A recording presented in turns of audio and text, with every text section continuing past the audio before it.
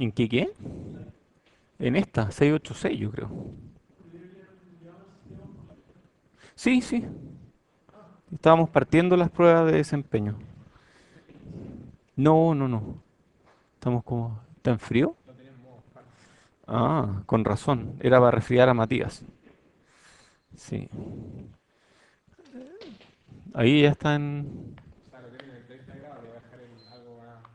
Sí, igual no va a llegar a eso, pero... Ya, gracias. Yo apreté, ¿no? Ya, oye, bueno, esto es pruebas de desempeño, cómo probar un chip. Entonces, vamos a ver aspectos prácticos, instrumentos y errores de las pruebas. Entonces, este es el típico banco de pruebas de un ADC. Y no es la única forma de hacerlo, pero esto es lo típico. Digo, no es la única forma y después voy a decir por qué. Entonces, tenemos un generador de señales, que el típico generador de funciones de laboratorio. Es pésimo, es horrible. Voy a decir eso mismo hoy día. Un generador de reloj que ojalá tenga poco jitter. Este puede estar metido dentro del ADC, pero eventualmente saca la referencia de alguna parte. Entonces, igual tiene que haber una referencia externa de bajo jitter. Tenemos, por supuesto, también el generador de referencias de voltaje y ese también tiene que ser súper bueno, si es que no está metido dentro del ADC. Y luego tenemos adquisición de datos, típicamente un FPGA o algún sistema, no sé, por un analizador lógico que te vaya mostrando los bits de salida, en función de la entrada. Pero igual tú en algún momento tienes que capturar la información. Entonces, típicamente un FPGA o alguna tarjeta de adquisición y luego al PC. Este es un ejemplo de especificaciones de una ADC de alto desempeño. 14 bits, 75 megamuestras por segundo. Esto es bueno, pero nosotros estamos trabajando actualmente con uno que es de 16 bits, 100 megamuestras por segundo. O sea, la cosa cambia año a año. 73 decibeles de SNR, SFDR 88 decibeles. O sea, esto es Spurious Free Dynamic Range. O sea, yo necesito que mis señales que vienen de acá tengan, estén libres de tonos espurios al menos hasta 88 decibeles. Y eso no es fácil. Claro. Después tenemos DNL y NL. Entonces, probar una ADC de alto desempeño puede ser difícil porque estas especificaciones son difíciles. Los instrumentos del banco de pruebas tienen que tener especificaciones al menos tan buenas como el ADC que vamos a probar. Si no, no tiene sentido. No vamos a ver nada. Entonces miramos el generador de señales con SFDR mayor que 85 decibeles para probar este ADC. Supongamos que hicimos ese. De más desempeño. Es difícil, es que es súper difícil. Por eso es que hacer cosas de alto desempeño cuestan.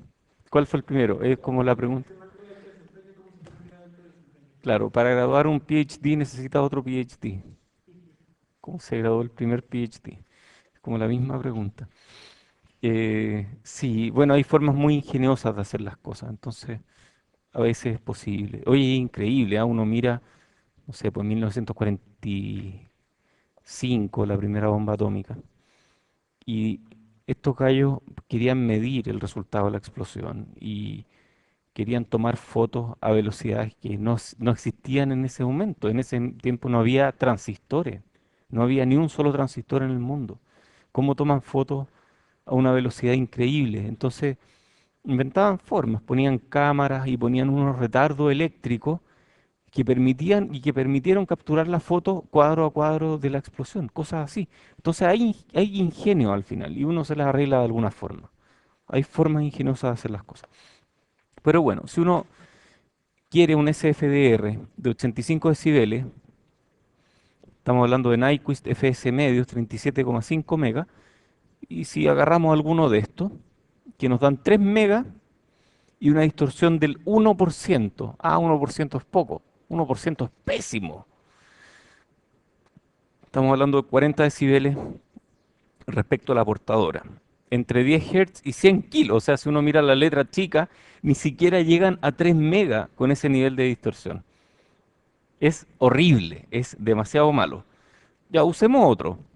Misma cosa, o sea, son todos iguales. ¿Qué tal este HP viejo? 520 megas, este es mucho más rápido, pero la distorsión es un asco. Y si vamos con este otro, que ya es mucho más caro, 1 giga, la distorsión es decente, pero la distorsión decente ocurre en un ancho de banda bastante limitado. Entonces no hay muchas opciones realmente. Estos son instrumentos disponibles en este laboratorio. Entonces, si queremos, podemos pagar 20 millones de pesos por un generador mejor, que llega hasta 3 gigas, con distorsión armónica. Ah, eso es malo. Igual es mala la distorsión armónica, aunque sea un generador de 20 millones, eso llegan a mayor frecuencia, pero la distorsión armónica es mala cuando pasamos el megahertz. Entonces no podemos saltarnos el filtro. O sea, hay que poner un filtro aquí. Si no ponemos filtro ahí, que es como el filtro anti-alias, pero si no ponemos el filtro ahí, va a quedar la escoba, no vamos a ver nada. Entonces, asumiendo que la distorsión armónica es menos 30 decibeles respecto a la portadora, necesitamos una banda de rechazo de 60 decibeles para llegar a 90 decibeles de SFDR. Ok, entonces necesitamos un filtro pasabanda ahí. Y estos son filtros pasabanda disponibles que existen en el mercado y tienen entrada y salida coaxial a través de BNC o algún otro conector parecido. Y vemos que tienen una atenuación, tienen una mala la atenuación, no es tan buena. O sea, hay que poner varios de estos, uno detrás del otro. Wow. Hay filtros sintonizables también. Menos 60 decibeles dijimos, si queríamos que estos de aquí quedaran atenuados. Y esto es stop band, sí. O sea, hay que usar, y esto no estamos hablando del de más alto desempeño, 14 bits nomás. Filtro sintonizable, esa es otra opción, este uno le puede seleccionar la frecuencia. Nosotros no tenemos de estos aparatos, ya ahí estamos complicados, habría que hacerlo. ¿Mm? Los ADCs que hemos probado en general no son de tan alto desempeño, son de 6 bits a 10 bits, entonces no ha sido tan terrible ese tema, pero igual hay que tener cuidado. 10 bits, yo he hecho una ADC que tenía dos versiones, o no, dos ADC en realidad, y uno tenía dos o tres versiones. Pero los dos eran de 10 bits y los probé afuera, pero usé mis propios implementos. Ya voy a hablar de eso. Los filtros también producen distorsión. El fabricante no especifica la distorsión en sus hojas de datos, entonces es complicado. Hay que contactar al fabricante directamente y no hay que decir ya el filtro funciona, chao. No, hay que estar preocupado del tema. No, no podemos pasarnos por alto eso. ¿Cómo hacemos lo del generador de reloj? ¿Podemos usar el desde, un 555? No, ese no, ese va a haber problemas, ¿cierto? El reloj es clave aquí, porque recuerden que el instante de muestreo depende del reloj. Entonces tenemos incertidumbre en la apertura y eso es especialmente grave si además el reloj tiene jitter. Entonces, una opción es usar un generador sinusoidal y pasarlo por una cadena de inversores para producir pulsos rectangulares. Esa es una opción. Y finalmente los requerimientos de jitter nos van a definir las especificaciones sobre la sinusoide.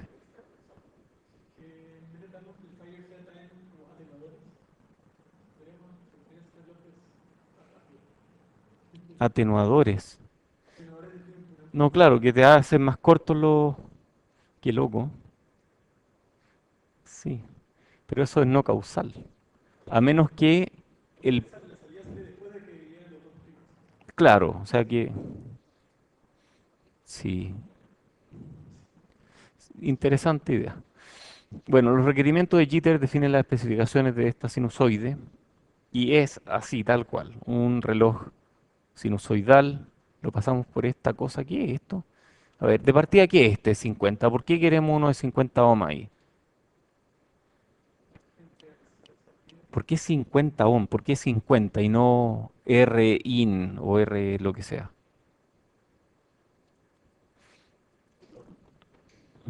A ver, cuando estamos trabajando a frecuencia alta, ¿por qué usamos estos conectores especiales? y cables coaxiales, que tienen una impedancia. Hay un tema de matching de impedancia ahí. Si no, va a tener rebotes por todos lados y esos rebotes van a dejar la escoba. Entonces hay que hacer un matching de impedancia para que esta línea de transmisión, ya no es un cable, es una línea de transmisión, permita pasar una frecuencia sin producir esta distorsión que hace que los pulsos se vean de una forma extraña. Pasamos por esta de 50 ohm, luego un pasalto y luego en la tarjeta misma ponemos inversores y dentro de la DC ponemos inversores. Y ahí tenemos nuestro reloj. Y estos inversores suelen ser dentro del chip una cadena de inversores donde son cada vez más grandes. Si este es 1 por, este es 4 por, esto es 16 por, van creciendo. Y con eso podemos manejar cargas capacitivas grandes. ¿De acuerdo? Eso no lo aprendemos mucho en curso aquí, pero yo no puedo saltarme de 1 por a 64 por inmediatamente. Si lo hago, se pierde, es lento. En cambio, si lo hago en etapas, es mucho más rápido. Em, sí. Después, ¿qué hay con el ruido de fase y con las variaciones del tiempo de los edges, de los flancos, ¿cierto? Esas le llamamos vacilaciones o jitter. Entonces, este es el jitter ciclo a ciclo, lo medimos como un tiempo tau, y eso es 1 partido por F0 bajo raíz. No, las ecuaciones estas no nos calzan, no, pues que falta. Por delta F partido por F0 por 10 elevado a L, que es una función de delta F. Esto es el ruido de fase a delta F de la portadora. Ruido de fase, es un tipo de ruido, es el ruido de los relojes. Y esto está en Hertz, partido por 20. Y todo esto tiene unidades de 1 partido por... No, perdón, hay que multiplicarlo por 1 partido por raíz de Hertz para que nos den las unidades. O sea, es una cuestión muy, muy rara. Esto viene de un paper que se llama, de un libro, perdón, que se llama Hajimiri. A este lo conozco yo. Miri Design. Es bien humilde, un gallo muy, muy simpático. Of- Creo que está en UCLA. Noise Oscillators.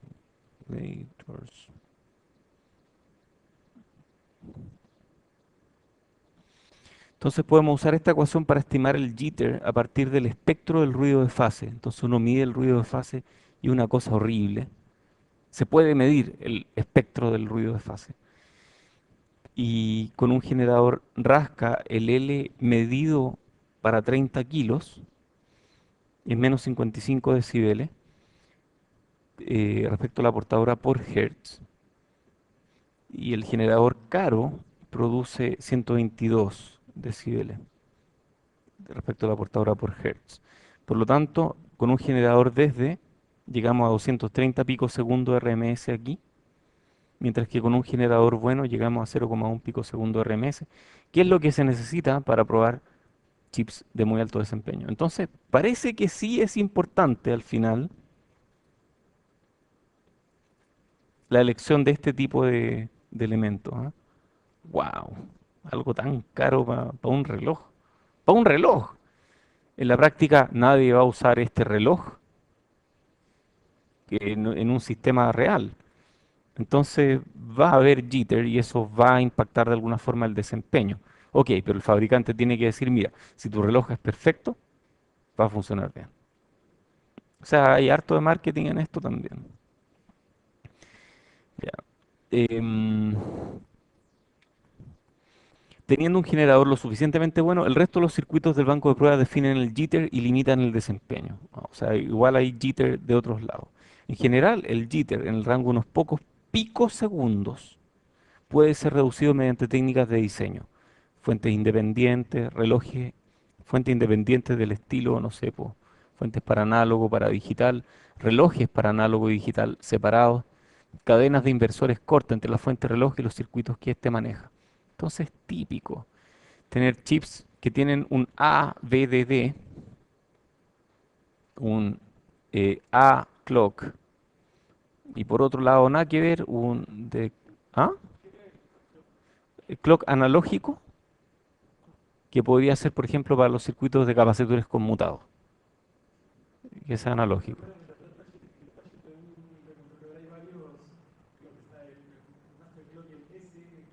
No, puede ser distinto, pero A-Clock es para la parte analógica. Y AVDD también. Y tenemos otro DVDD. Deberían ser parecidos, pero la parte digital requiere mucha corriente durante las transiciones de los relojes. Entonces aquí hay mucha corriente que se pide a cada rato y si estuvieran todos conectados al mismo riel, quedaría la escoba. En cambio, la parte digital le da lo mismo si el riel se está moviendo. Funciona igual.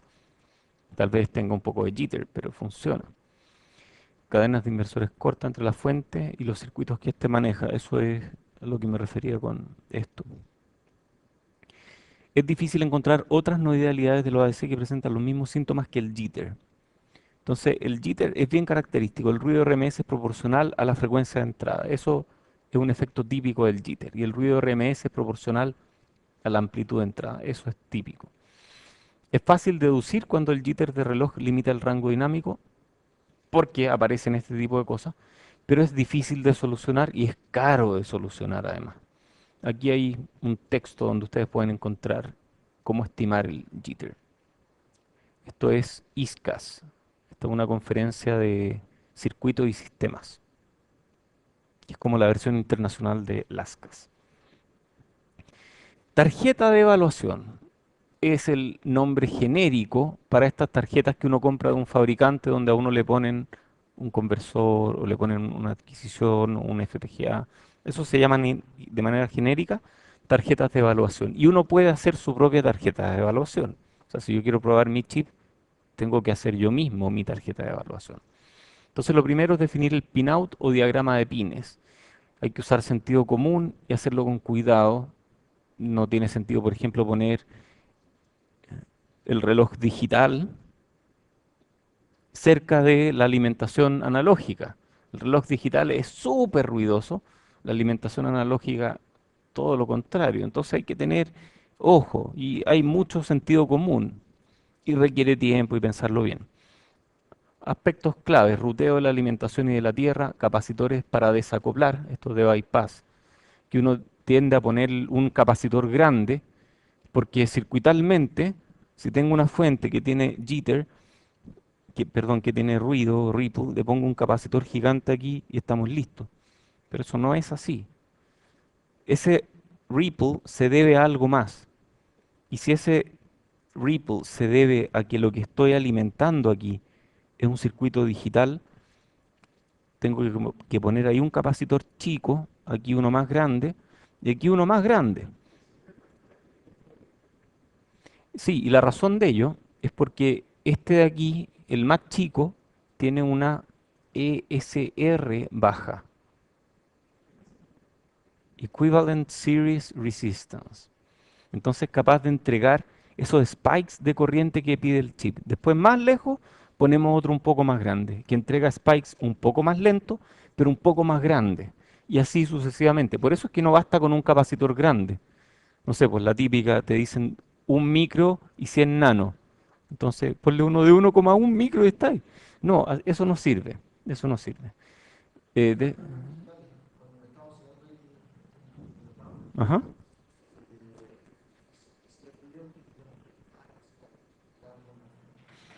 Sí, pero ojo, esto del ripple nos malacostumbra, porque si vemos ripple aquí, debido o a la fuente o debido a que este circuito digital está consumiendo mucho y ponemos capacitores y mejora, entonces nos quedamos con la sensación de que cualquier ripple mejora. Y si hacemos esto,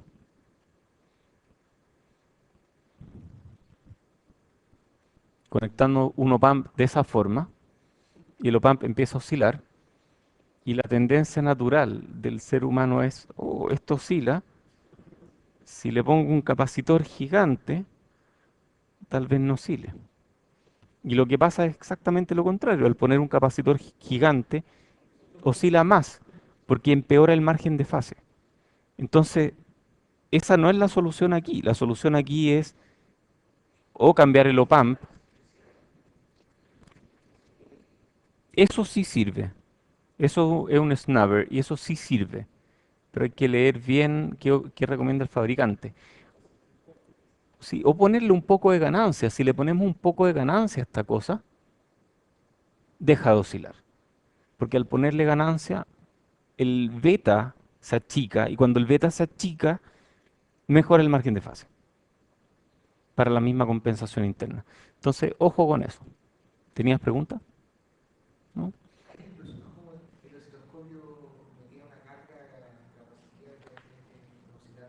20 pico. 20 pico.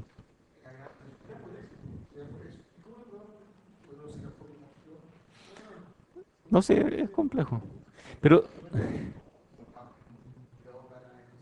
oye, pero si le pones el 10 por, es menos en general la capacitancia.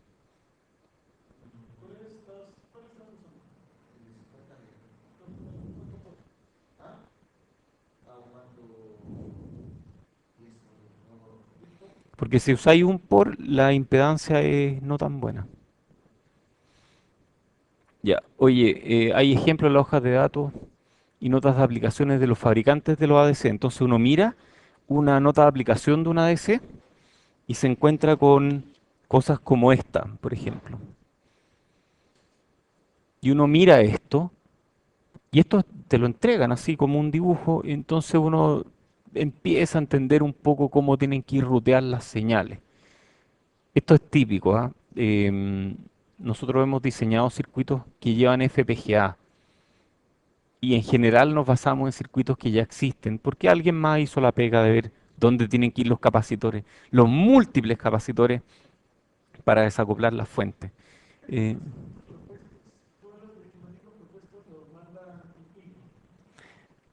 es que es el más popular. Eagle es lo más popular porque hay una versión gratis que te aguanta tarjeta hasta como de este tamaño.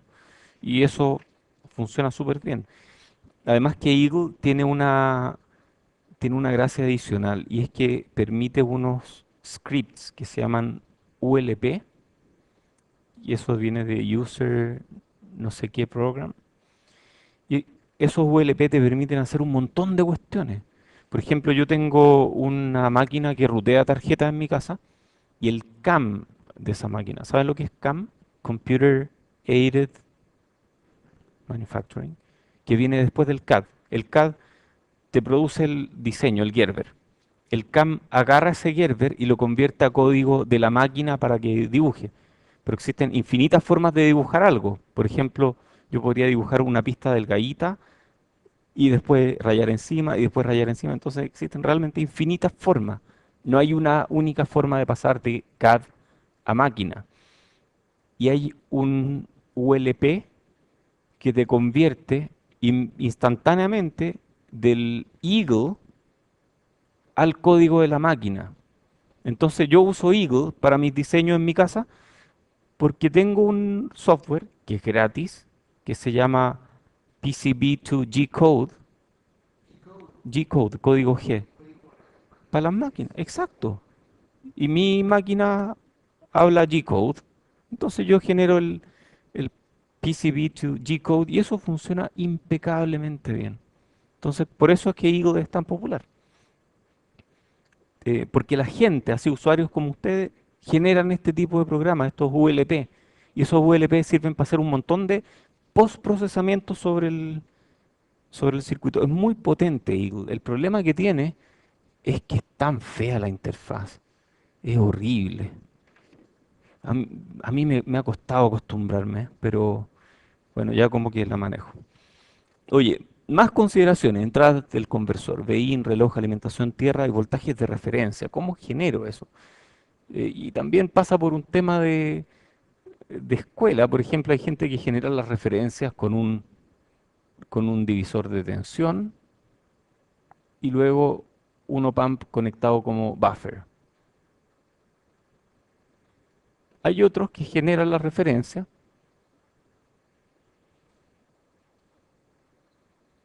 con un regulador de tensión y después pasando por, no sé, yo soy más de la idea de hacerlo de esta forma, pero porque estos en general son ruidosos, pero ahí hay que buscar. Al final uno tiene que usar filtros especiales, filtros que incluyan inductancia y capacitancia. Y ese tipo de filtros se usan en la práctica. Nosotros los estamos usando, si no los usamos, funciona mal. Entonces hay que hacerle caso al fabricante, leer muy bien las hojas de datos, no es fácil. Lo bonito de esto es que a diferencia de un chip, cuando uno hace un chip, uno después va a Spice y Spice te dice cómo va a funcionar el chip. Cuando tú haces una PCB, no hay Spice para PCB. Entonces tú puedes bajarte no sé, el modelo, el macro modelo de algún chip en particular y probarlo antes de mandar a fabricar, pero en general tú puedes probar partes, pero no puedes probar toda la PCB. Eso es muy difícil. Entonces, en la práctica, la PCB se diseña un poco a ciegas, haciéndole caso a las hojas de datos. Y lo lindo es que funcionan tan bien cuando regresan de la fábrica. Funcionan impecablemente bien. Hasta el momento, yo creo que, y toco madera, nunca hemos tenido así como un diseño que catastróficamente falló porque faltó algo. Cuando uno hace una PCB, está primero el esquemático y si el esquemático aprobó cualquier revisión, después el diseño del layout mismo se condice con el esquemático y uno tiene que hacer este análisis de layout versus esquemático y eso funciona súper bien. Además hay reglas de fabricación y si uno respeta todo eso, las PCB funcionan impecablemente bien. Así que yo le perdí todo el miedo a diseñar PCB en mi doctorado cuando tuve que diseñar algunas para probar mis chips y me demoraba, no sé, 2 días en hacer la PCB, una PCB complicada, llena de componentes, y de vuelta a la fábrica al tiro, funciona pero al tiro, o sea, ni un problema. Entonces, los chips funcionan, si uno lo usa bien, funcionan. Si uno aplica, si uno se pregunta estas cosas, significa que uno está pensando y tiene en la cabeza todas las consideraciones que hay que tener en cuenta cuando uno quiere probar un chip. Em, la Tierra es un cacho, la Tierra es horrible. Aquí hay notas de aplicación que ayudan con eso. Hay libros como de magia negra de las tierras, porque es terrible. El tema de las tierras es complicado porque es muy complicado, porque ahí se meten los problemas de RF. Ok, ahora saquémosle los bits. Entonces vamos a ir a la parte de la derecha de una DC. ¿Cierto? A la parte del backend. El CMOS de excursión completa funciona súper bien cuando queremos frecuencias bajas, pero ¿qué pasa cuando las frecuencias exceden los 100 megas? Entonces ahí hay estándares, está el LVDS, Low Voltage Differential Signaling, que al final son dos señales de voltaje con un swing pequeño entre ellos y en torno a un cierto voltaje. Por ejemplo, ahí es 1,2 volts con un swing de 350 mili. Requiere 2 pines por bits por cada bit y estos están dentro de los FPGA. Entonces, cuando uno quiere hacer pruebas sobre un chip rápido que tiene el VDS, uno usa entradas directamente en el FPGA. A veces hay que usar traductores de voltaje, porque mi chip usa 1,8 volts, la parte digital usa 3,3 volts y el circuito con el que lo voy a probar usa 5 volts. Y eso es un cacho, porque hay que usar unos programas, unos chips extra entre medio, que lo que hacen es convertir de voltaje alto a bajo o viceversa. Y esos tienen ancho de banda, distorsionan un poco, tienen algo de jitter. Entonces, no es fácil. Probar un chip bien probado no es fácil. Veamos cómo es este driver de LVDS. Este es un circuito que ustedes pueden poner dentro de un chip que hace las veces de driver de LVDS. Estos son líneas de 50 ohm nominales.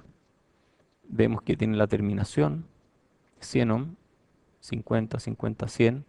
Este es el receptor de LVDS. Y aquí tenemos, ¿qué es esto?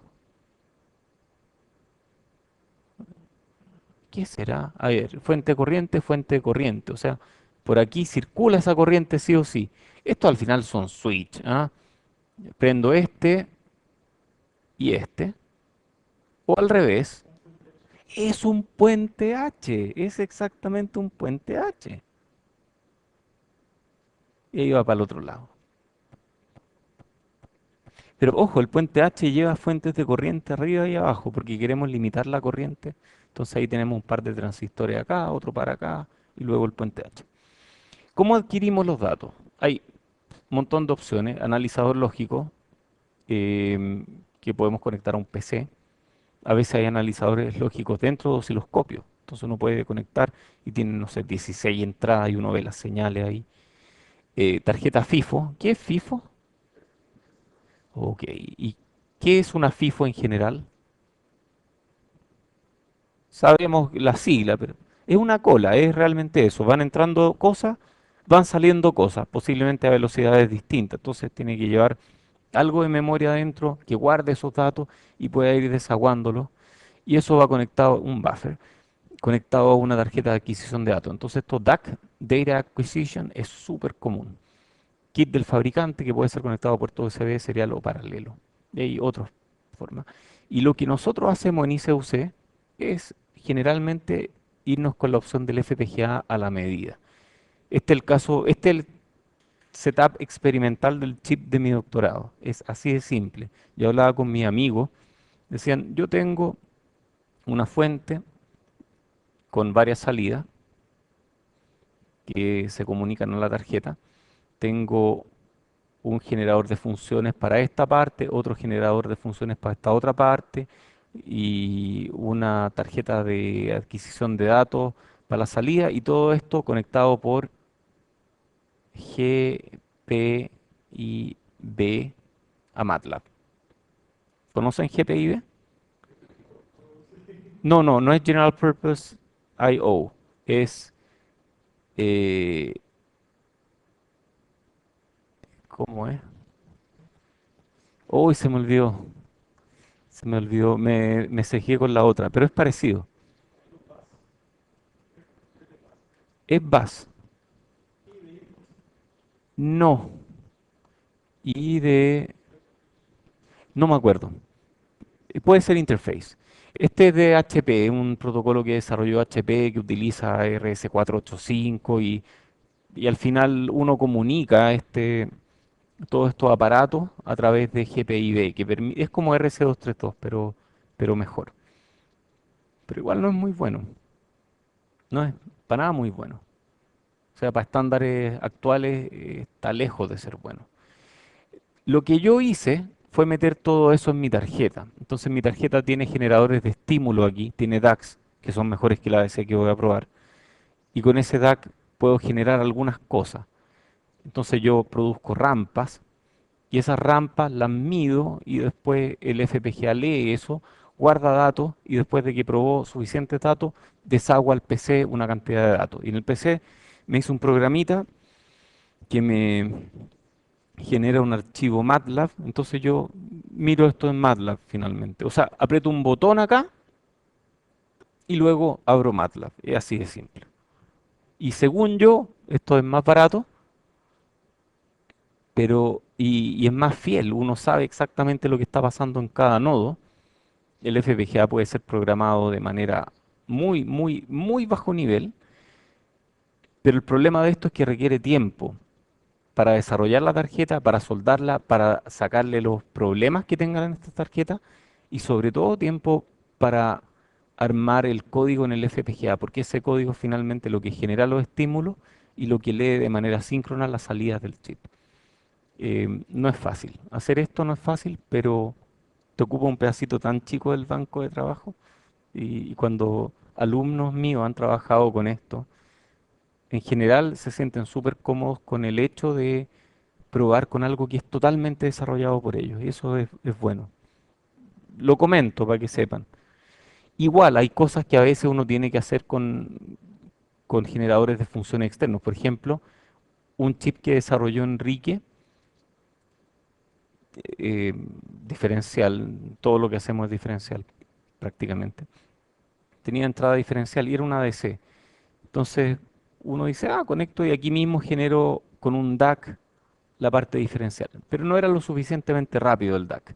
Era bueno para generar rampas, pero no era bueno para generar una señal a Nyquist. Entonces, para generar señal a Nyquist ponemos un generador de funciones. Ah, pero los generadores de funciones que hay aquí en el laboratorio son single-ended, ¿o no? Sí, eso es un problema. Bueno, entonces hay que poner aquí un driver que te convierta de single-ended a diferencial, que tome una entrada que cambia, una entrada de C, y te genere este par que una va por arriba, la otra va por abajo.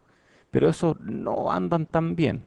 Existen también generadores de funciones que son diferenciales. Latina tiene uno, nosotros lo pedimos prestado cuando quisimos hacer las pruebas de este chip.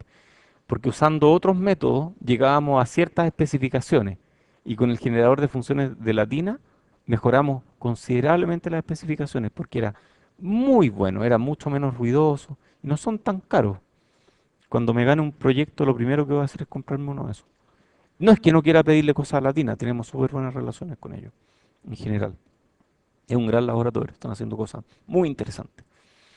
Entonces así se ve un sistema completo para pruebas. Tenemos un generador de funciones, otro para el reloj, que están de alguna forma face locked, enclavados en fase, o sea, están hablando los dos. Después tenemos un filtro pasabanda aquí, tenemos la tarjeta. ¿Por qué ha hecho un par de pestañas esto? Como que se queda sin energía. ¿Será un glitch en la alimentación? Que ha hecho varias en este rato.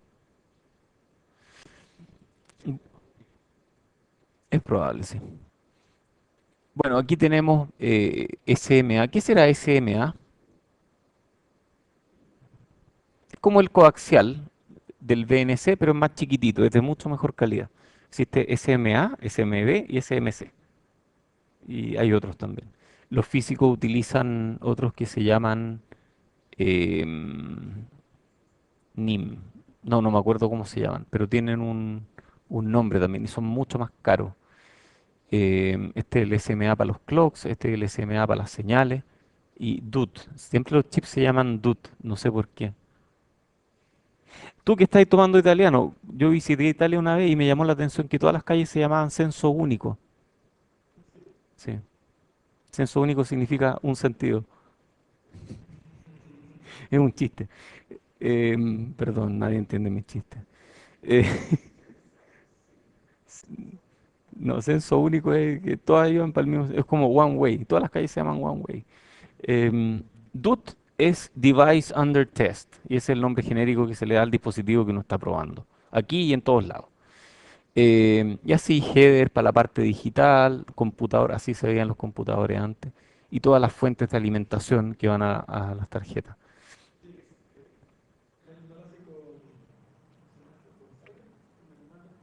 También, sí.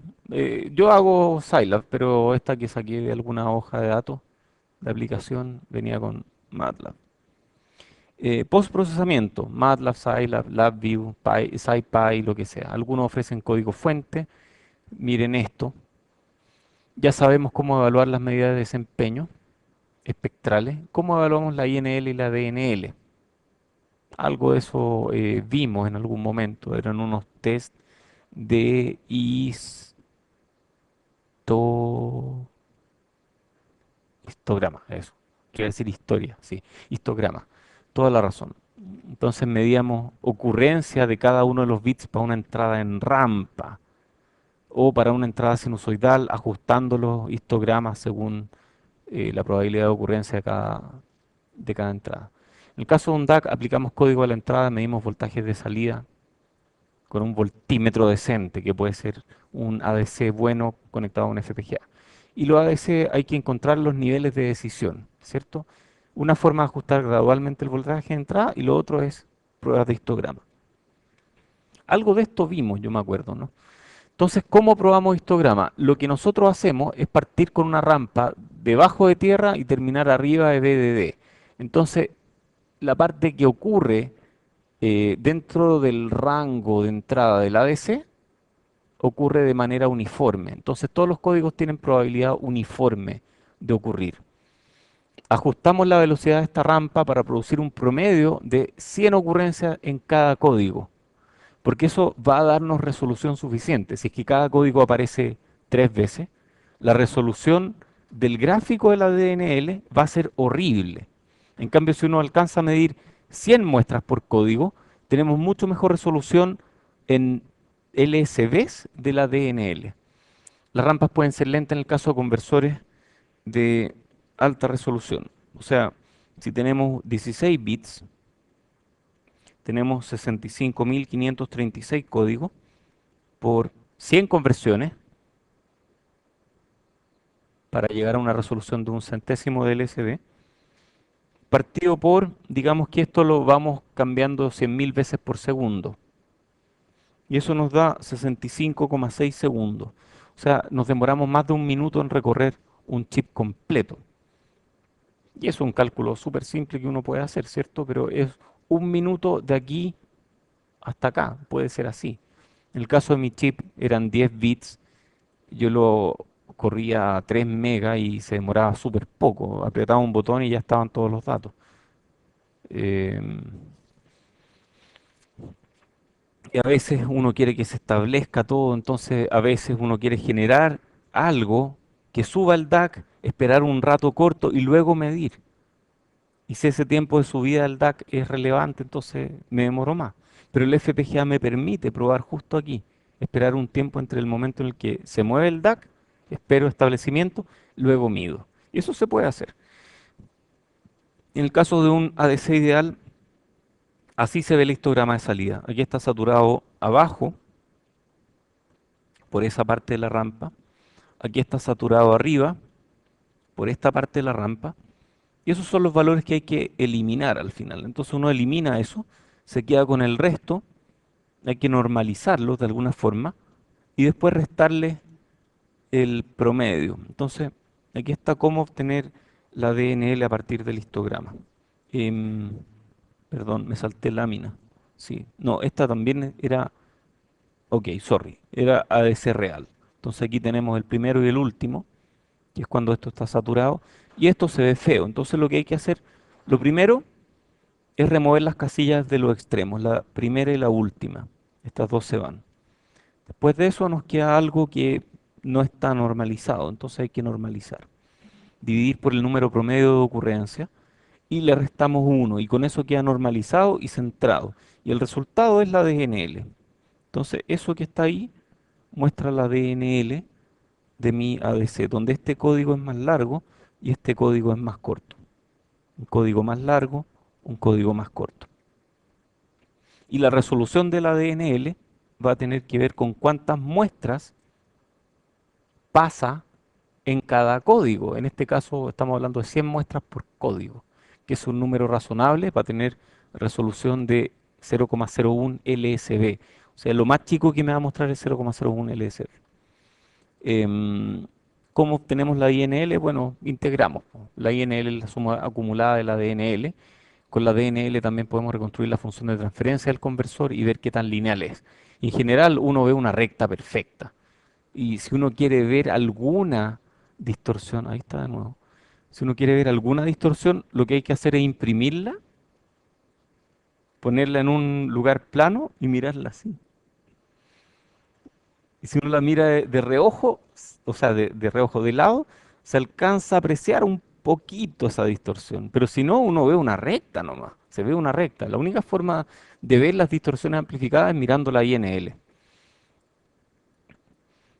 Esta es la DNL e INL de una ADC real, por ejemplo, y se ve algo de este estilo. Si usamos entradas sinusoidales, el problema, si lo vimos en alguna parte. Ah, una rampa tiene una probabilidad uniforme dentro de los códigos de que mi salida esté en cualquier parte, porque es una rampa. Ah, ¿nos pasamos? Ya. Sí, dejémoslo hasta acá. Nos pasamos mucho. Perdón. Disculpen, no me di cuenta. Que fue una clase